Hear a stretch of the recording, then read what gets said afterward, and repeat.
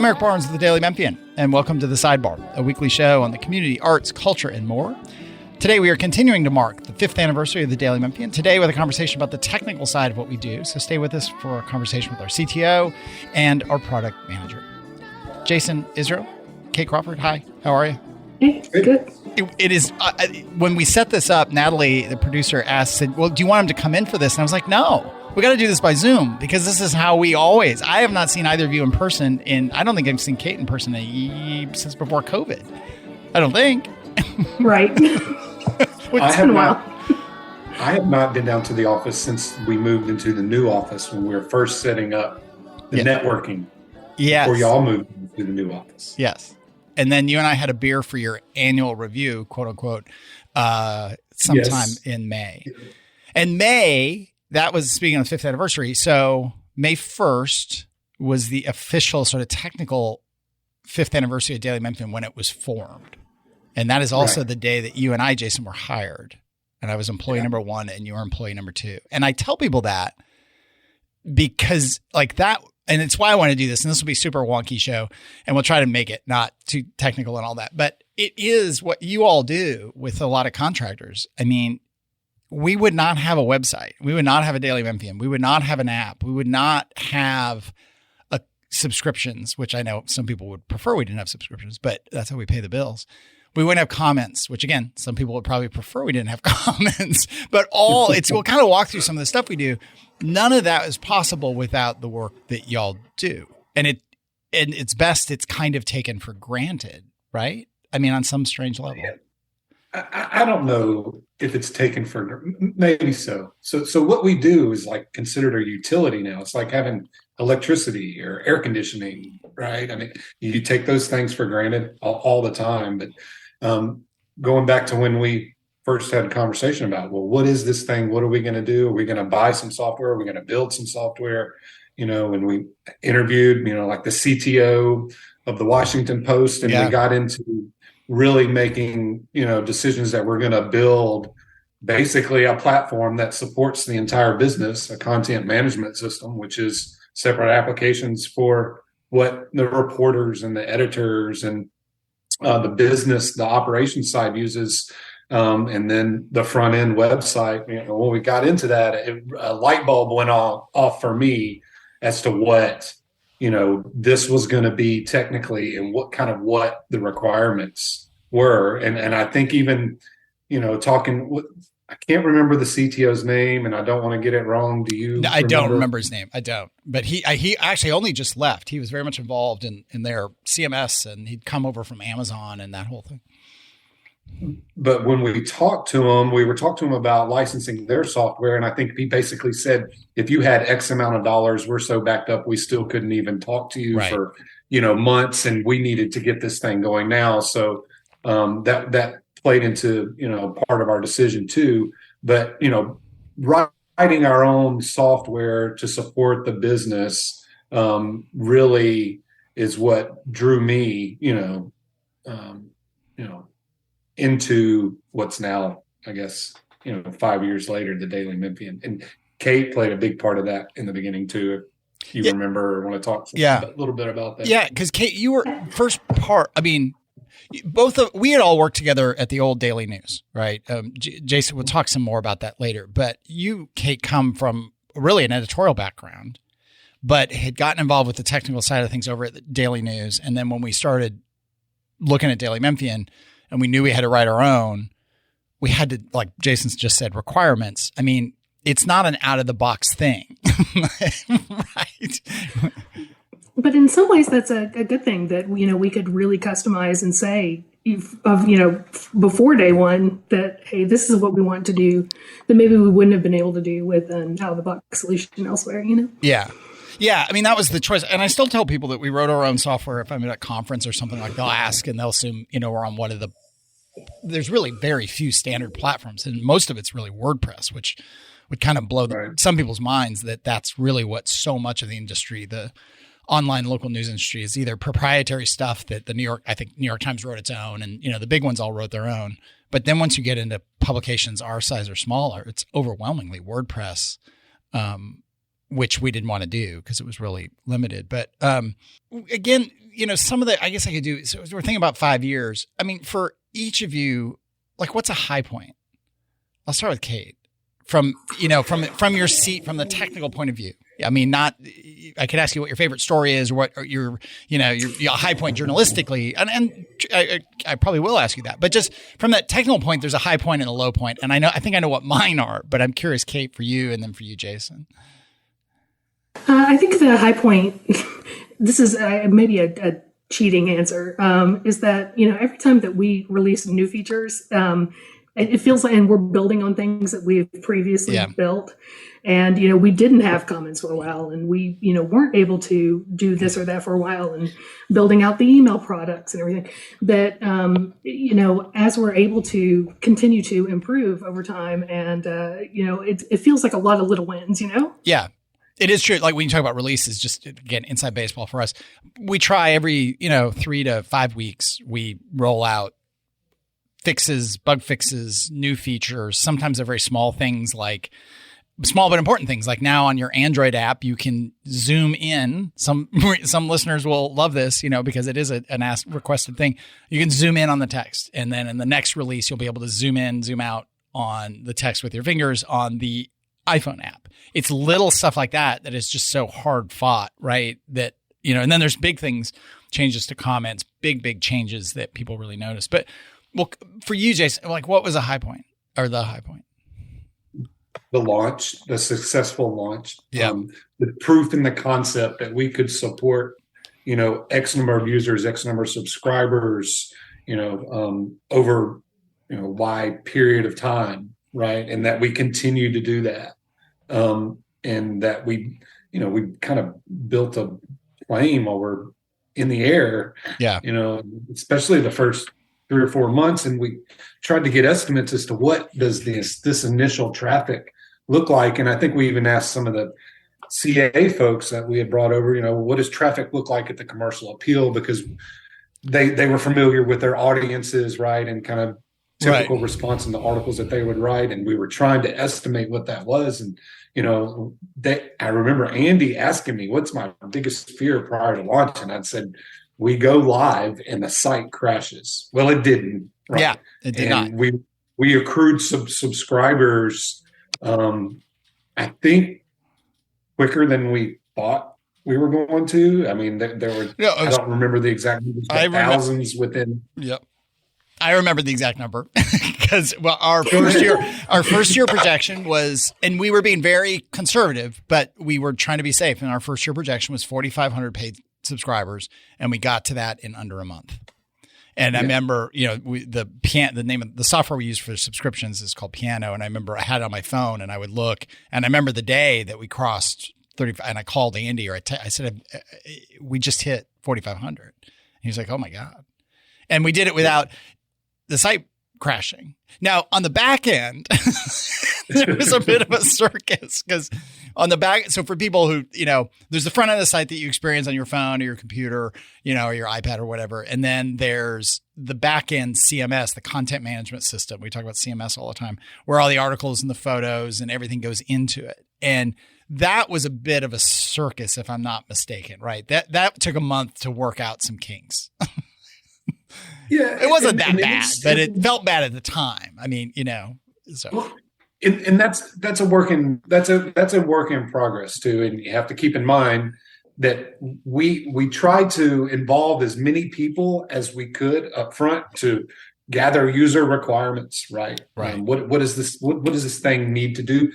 But we didn't have an office early on. That's right. Like we're meeting at the vendors' offices, getting everybody together. So it was not just from a software standpoint a little bit of a circus, but operationally, right?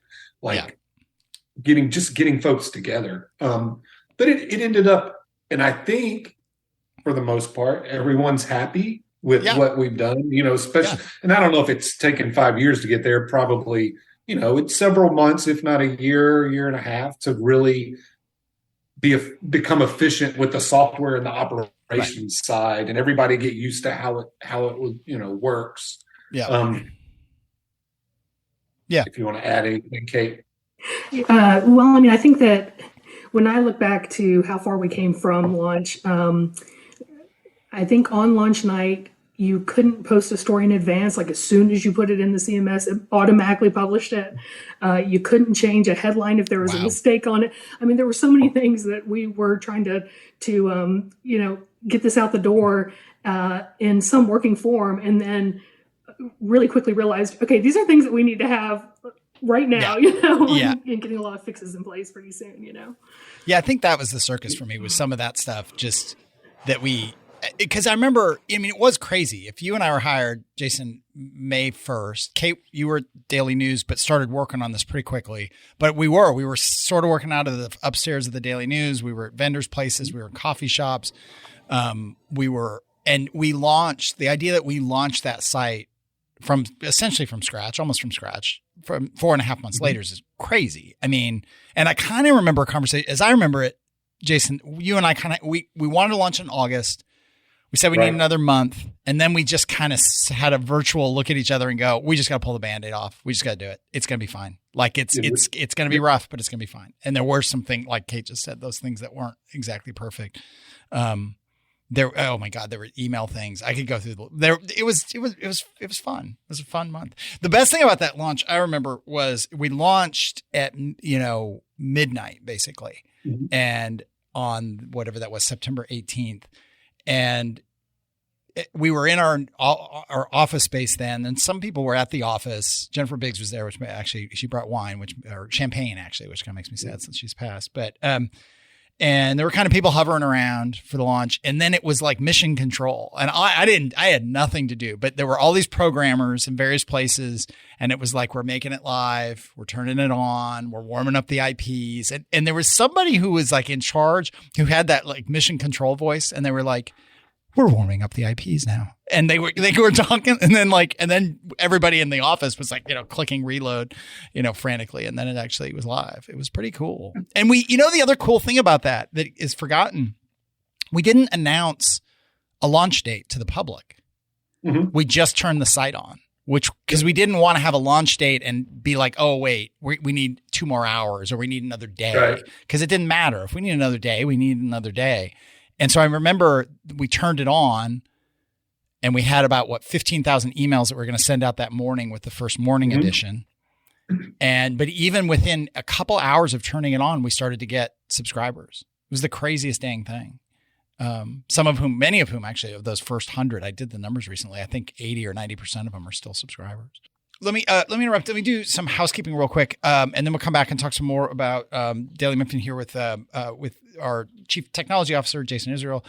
Kate Crawford is our product manager, which are weird titles, but you kind of get a sense of what they do. But let me remind everyone that I'm Eric Barnes, and this is The Sidebar. It airs on WYXR 91.7 every Thursday at 11:30, talking about community, arts, culture, everything in between. Lately, we've been very focused on our 5th anniversary at the Daily Memphian. We've got a couple more shows coming up around that.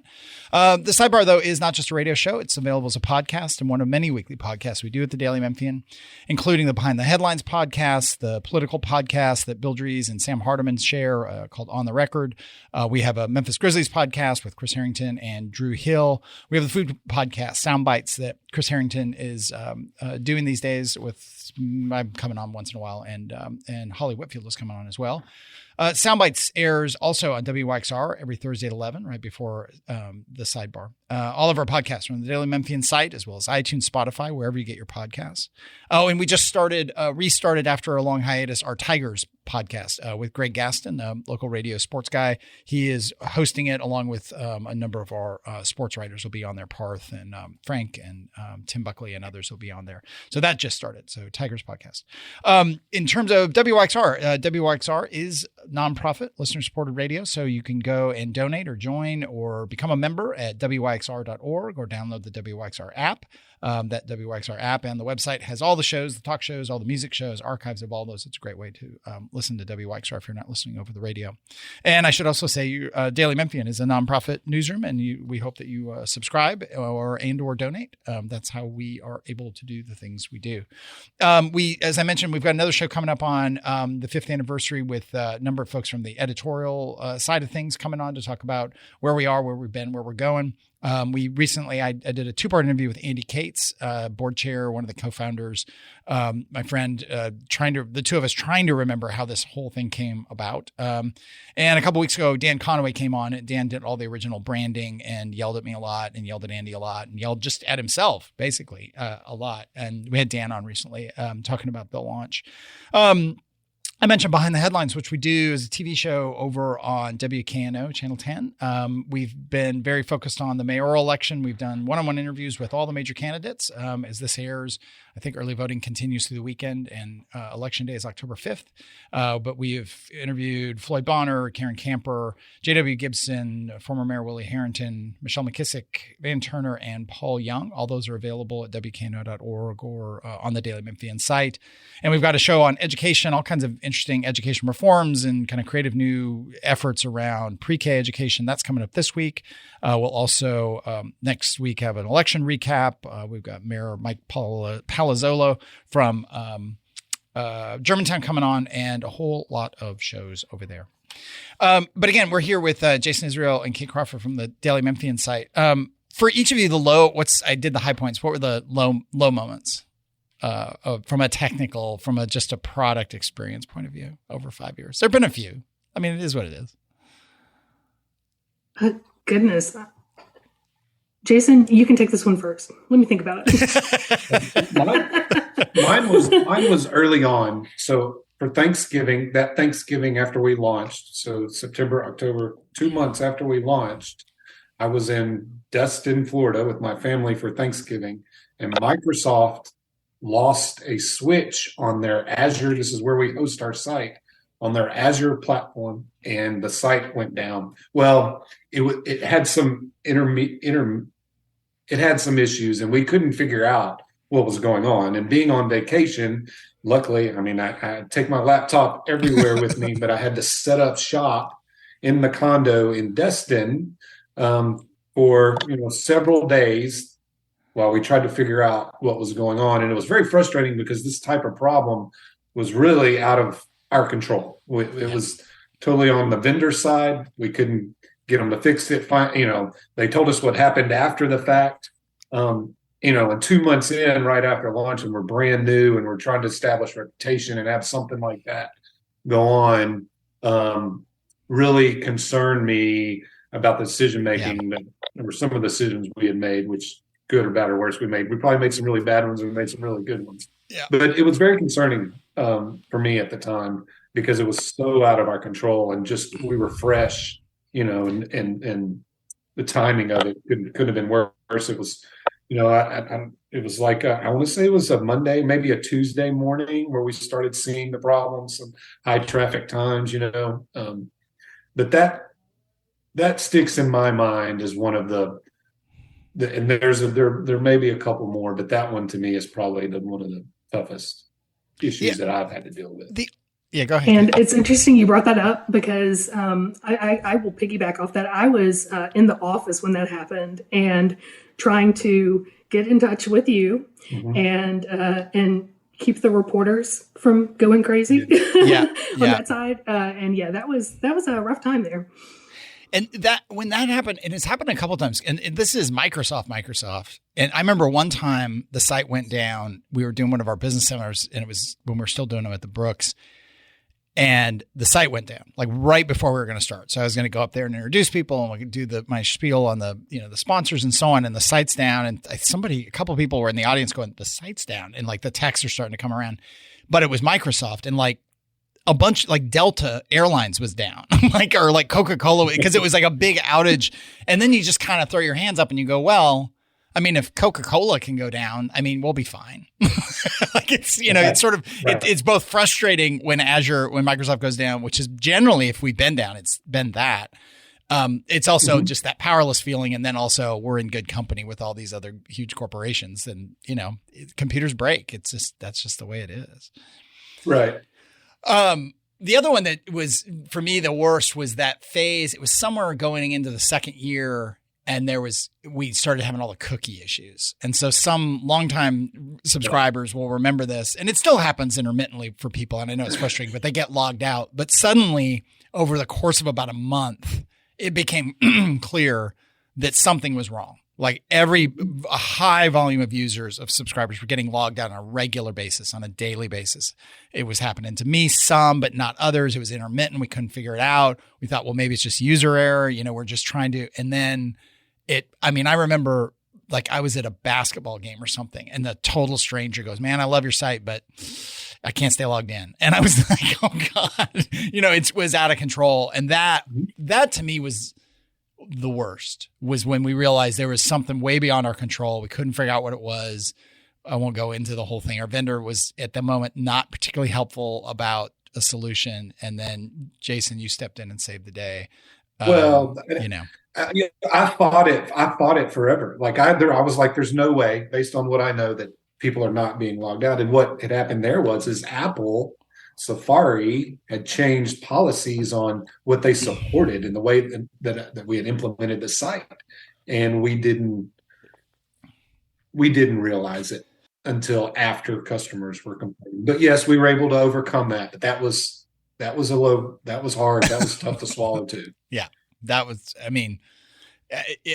remember. Well, for the 5th anniversary, Jeff wrote that great column where he interviewed Cassie Brooks, our customer service manager, who, we've always had people who, just struggle with stuff, which is fine. Computers don't work right and phones don't work right. None of this stuff works quite the way, we want it all to work.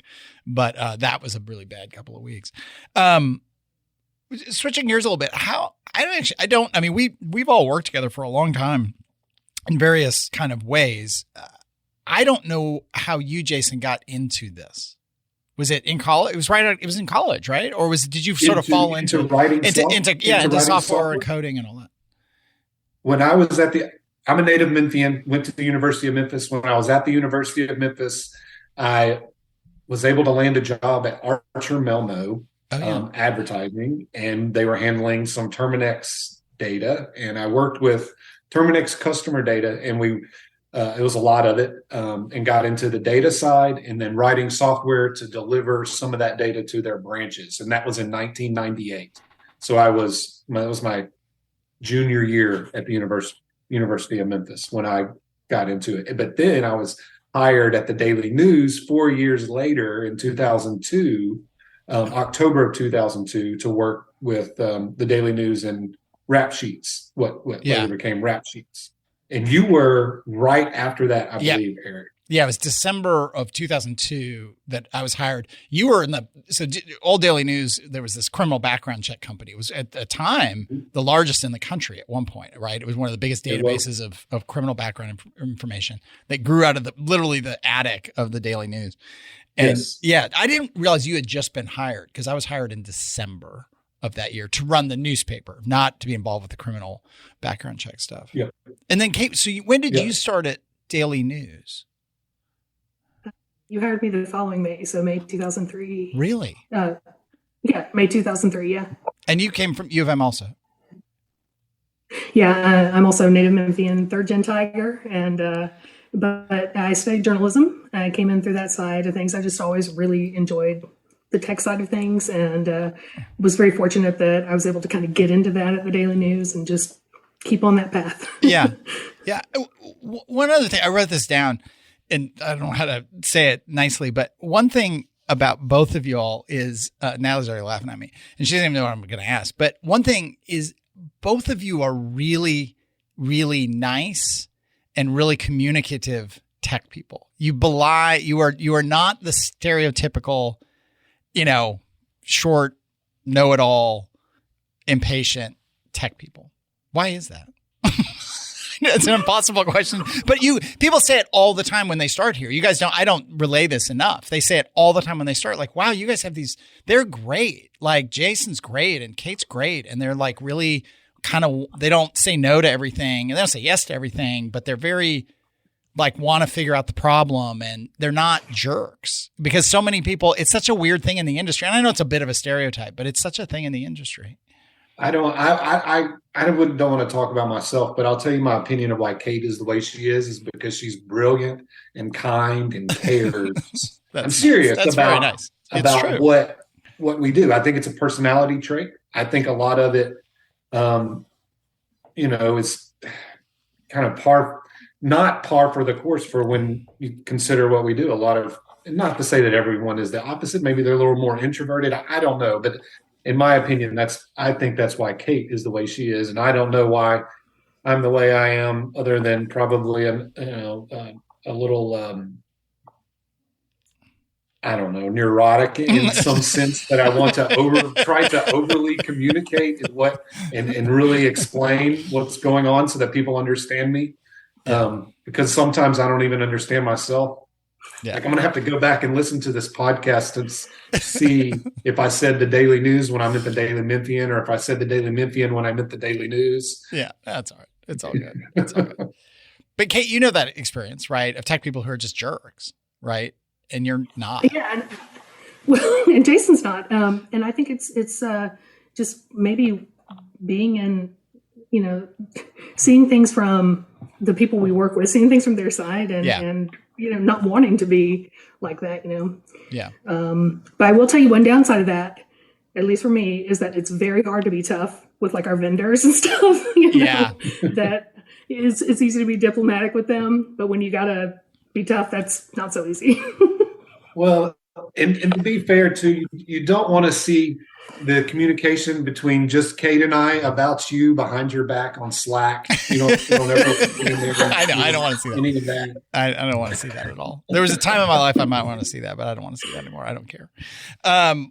Just a couple minutes left. I always ask people because YXR is fundamentally a music station, what your first concert was that you went to.